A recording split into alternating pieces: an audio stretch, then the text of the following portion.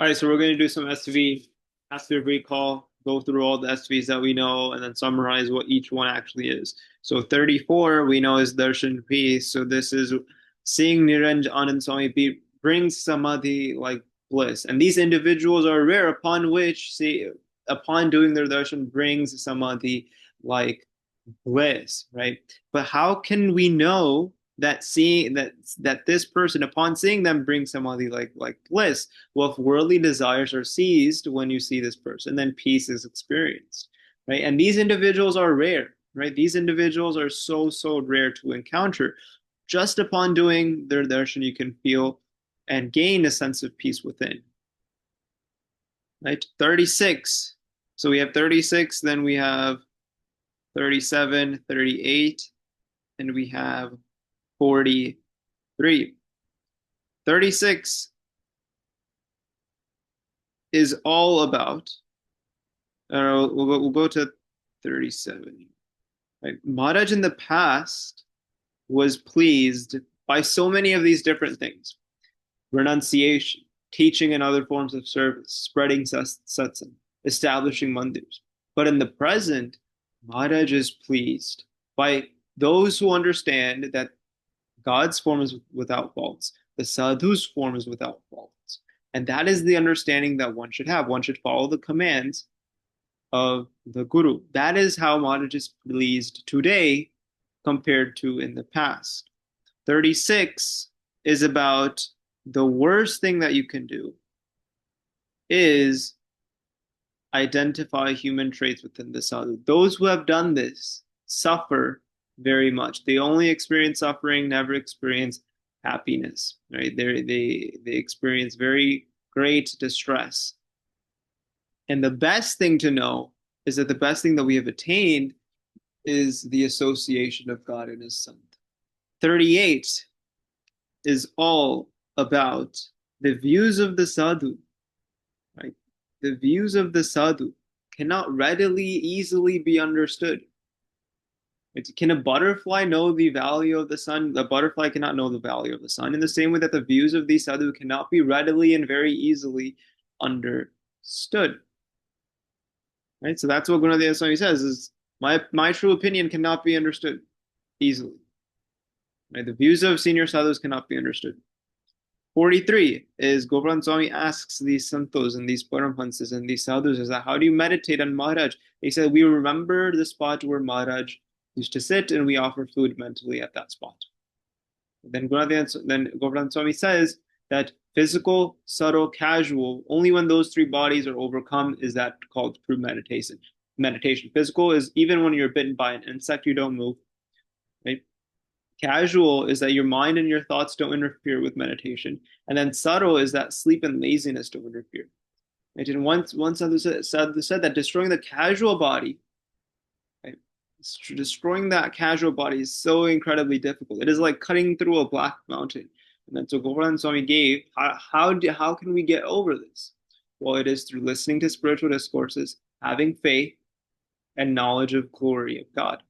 If you have these three things, you can cut across that black mountain. Next, we have 44, which is avoiding all of these worldly pleasures. And so people think that happiness lies in woman, wealth, and all of these different things, but that is not the case.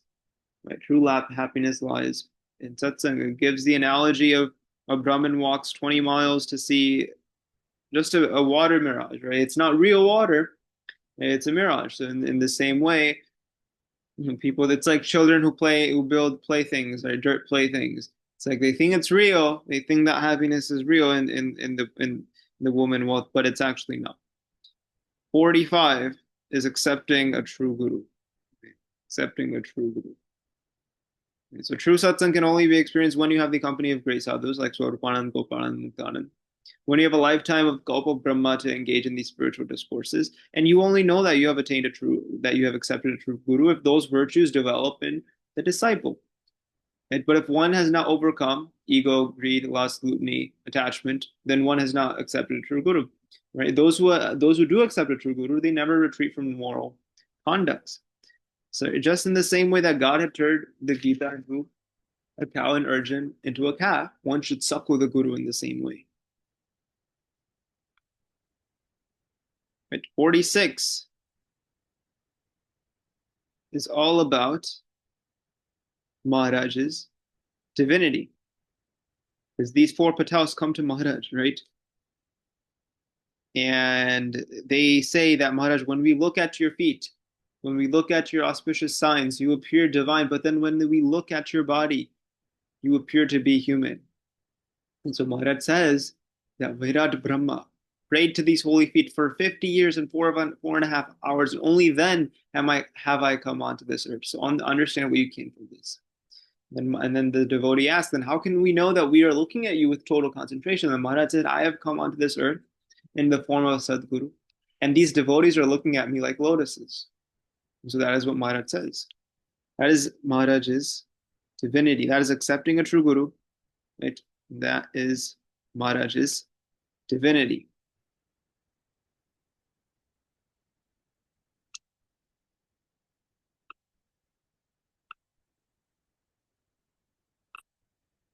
"47, an Aztec once came to Maharaj and said, you've done a very bad thing, and that is to have mixed assemblies of men and women. And Maharaj says that I am Purushottam, I have come from Akshardham, I have come from Anirdesh, and I have disliked mixed assemblies. And because I have disliked mixed assemblies, others have also begun to dislike mixed assemblies. Otherwise, men and women would not be separate, and they would be together, and they would sit together. And so then Maharaj says that talks about the what a human mind dwells upon. But this SV talks entirely about why Maharaj created separate assemblies and not mixed assemblies. So only because Maharaj commanded and desired to have these separate assemblies that we actually do have separate assemblies. Otherwise, they would probably be mixed. 48 is cooling the jeev. Think about a red hot frying pan, right? Red hot frying pan. Even if you were to pour 10 to 15, right, 10 to 15 pots of water on it, it can't be cold, right? That's not enough water. Only if you take the entire Ganga River and then right, and then you pour water on it, then can it eventually be cold. The jeev is like the red hot frying pan, right? All of these different sense pleasures that the jeev is heated up with, right? Jeev heated up with, and you cannot just cool it off in a couple of days. You must stay in satsang for 10 to 15 days. And the association of a Satpurush, maintain the association of a Satpurush. Only then can you cool the jeev off of of the five sense pleasures.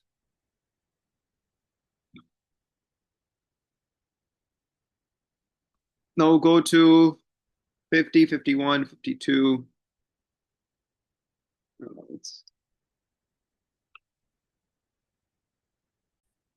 Okay, now let's go through the next five. 50 talks about that the jeev hesitates in understanding Maharaj's Purushottam. Maharaj talks about the two types of forces, right? One is the forces of Gujarat.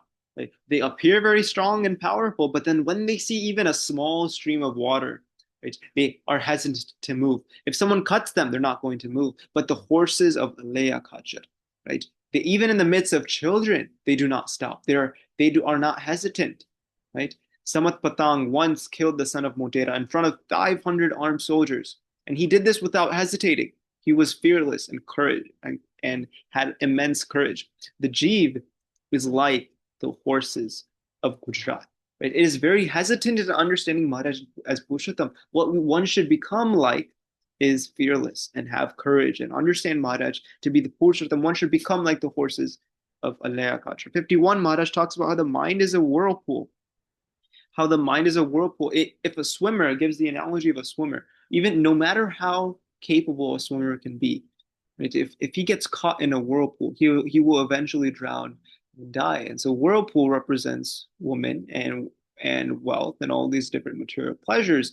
Is that no matter how strong the jeev is, they will eventually get caught in this whirlpool. But how can we get out of this whirlpool? Is by attaching to a pure sadhu, right, and following his commands.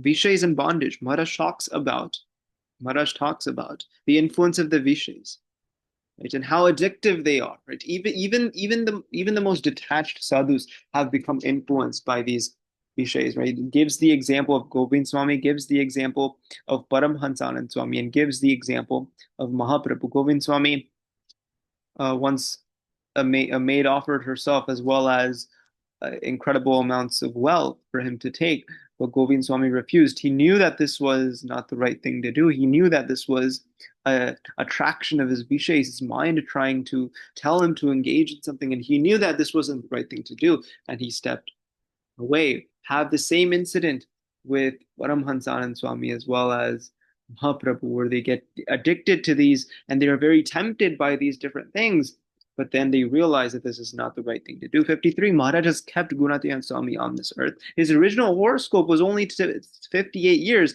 but he's living much longer than that, right? Purely because Maharaj has kept him on this earth to give bliss to the devotees of Sorat, because Maharaj himself was not able to give them his entire full bliss. So he kept the sadhu on this earth to give the devotees of Sorat in full bliss. And so that is why Gunatiyan Swami has stayed on this earth to give the full supreme bliss of Maharaj that Maharaj wasn't able to give to the devotees. 55 is moral commands. The devotees ask Maharaj that all these different avatars, they did liberation, right?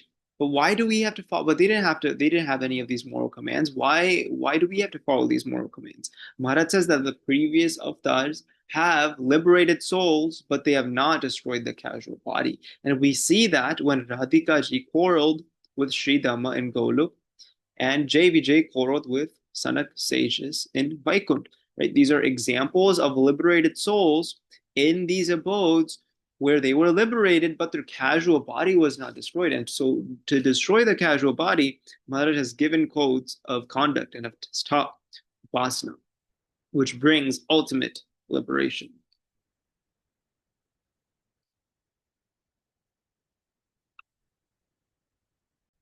Now I'll go through the last 10. 56, Gunatiyan Swami asks Maharaj that which of these four is the best and which one should I do? Serve the sick, meditation, do talks of God or behave as the Atma. Maharaj said talks about God. And so that is what Gunatiyan Swami has done ever since then, day and night. Only thing that he does is do katha, do talks of God. Then Gunatiyan Swami gives the example is that only unrighteousness only occurs when there is a mental discord between the people. But if there is not a mental discord, then unrighteousness cannot gain any entry. He gives the analogy of a king asking a bunch of men to break this quiver of arrows, right? Even the strongest among them could not break the quiver, but then he took a single arrow and the weakest person was able to bring them. So if you remain united, right, no enemy can defeat you. But if you do not remain united, we can have these conflicts, and even the smallest defect, right, can cause conflict and cause chaos within the group. 59, Maharaj gives Gunatiyan Swami gives the example of a thorn bush. In the same way that the thorn bush is, if it's scraped, right, with some sand, that even many pots of water cannot turn the thorn, turn in the bush into luscious green. In the same way, the jeev is scraped by all of these material pleasures, and so it cannot just be washed away by staying in satsang for a few days, or cannot just be washed away by, by satsang for just a few days. You need to stay in satsang for a long period of time and have association with the Satpurush. Only then can the jeev blossom. 60, Gunatiyan Swami talks about associating with the Satpurush through mind, deeds, and words. Through the mind, you have faith. Through the deeds, you follow his commands. And through the words, right, you perform the praises of God. That is how you do association with the Satpurush through mind, deed, and words. 61 talks about the diamond. So the only way to increase your own glory is to understand the glory of the satsang that you have attained. And the more understanding that you can increase, the more you can understand the glory of satsang. So Gunatiyan Swami gives the example of a diamond. One person bought the diamond for 100. Then he sold it then for 1,000. That other person then sold it for 10,000. Other person then sold it for 100,000. Finally, it got to this trader, and the trader's told that bring all the laborers that you can and take everything that you can from the treasury from sunrise and sunset. And it was the trader who knew the true worth of the diamond. And in the same way, As one's understanding of God's glory increases, one's own glory also increases, and one understands satsang's glory even more as well. 64, Gunatyan Swami talks about that besides the Murti of God, everything from here to Prakriti Purush appears like waste. Only the Murti of God is worth contemplating on. So then the sadhu tells him that if I were to say this, right, they would grab my bed and throw it in the waste. But then Gunatyan Swami says that to keep focusing on the Murti of God. 65, constant remembrance, right? A sadhu asks Gunatyan Swami, how are you able to constantly remember God? He says, do you forget your body? The sadhu says, no.